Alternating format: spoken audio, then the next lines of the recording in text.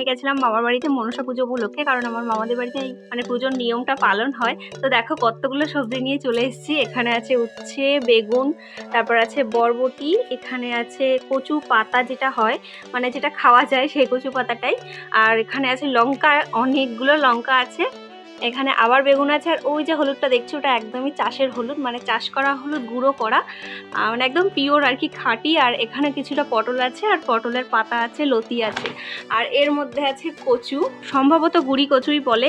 দেখো এতগুলো সবজি নিয়ে চলে এসেছি, মামারা যেহেতু সবজি চাষ করে, চাষি মানুষই বলতে পারো। এই এতগুলো সবজি একদম শুধুমাত্র আমাদের নয়, আমার জেঠিমারা যারা আছে মা আর কি সবাইকে ভাগ ভাগ করে দেবে, তো সেই জন্যই একটু বেশি বেশি করে পাঠায় দিদা। এখানে সব কিছু আছে, সবাইকে ভাগ করে দেওয়া হবে, আমাদের নিজেদের জন্য রাখা হবে।